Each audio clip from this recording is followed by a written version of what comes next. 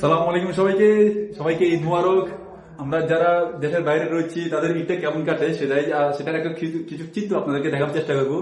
এ হচ্ছে আমি। তো আমি কি করবো না কি করবো আমি নিজে ভেবে পাচ্ছি না। আমার এখানে আরেকজন ভাই রয়েছে, উনি রান্না করতেছে। উনি রান্না করলে আমরা কিন্তু ইতিমধ্যে ঈদের নামাজ পড়ে এসেছি। ঈদের নামাজে মসজিদে আমরা কিছু খেয়েছি। যারা আশেপাশের লোকজন আছে আমাদের মসজিদের, তারা কিছু খাবার টাবার মসজিদ যখন আসে এখানে মুসল্লিরা তখন কিছু খাবার টাবার নিয়ে আসে, তো ওই খানাগুলোই আমরা খেয়েছিলাম। খেয়ে বাসায় এসেছি। এখন উনি রান্না করবে, উনি রান্না করলে রান্না হলে তারপর আমরা খাবো। আমাদের আরেক বের হচ্ছে এখানে, যদি সবাই আমরা এক বাসা থাকি না। এ হচ্ছে আরেক ভাই, উনি হচ্ছে গিয়ে বাড়িতে কথাবার্তা বলতেছে আর কি, আর হচ্ছে ফ্রেন্ড সার্কেলের সাথে কথাবার্তা বলতেছে। আরেকজন ভাই আছে, উনি ওনার অফিসারের সম্পর্কে কথা বলতেছে, দরজার জানালা সব বন্ধ করে দিয়ে।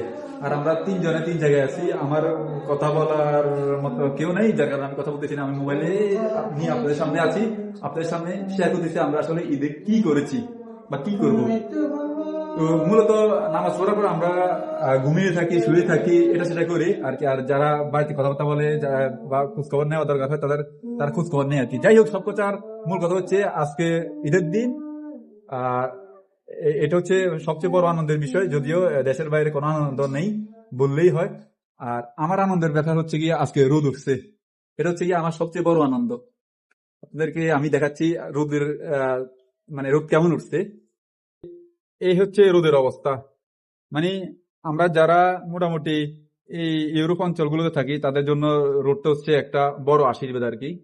এটা আমার ক্ষেত্রে, আমরা যারা মোটামুটি এই সমস্ত দেশে রয়েছি বা কান্ট্রিতে বসবাস করি, আমাদের জন্য রোদটা হচ্ছে বড় এক ধরনের ঈদ আর কি। নর্মালি তো ঈদ মানে খুশি, সেটা হচ্ছে বাংলাদেশে। বাংলাদেশের বাইরে কোনো দেশে ঈদ মানে খুশি সেটা নয়, এটা আমার মতে আর কি। আর যাই হোক, চুল একটা ছোট যার কারণে ক্যাপ করেছি।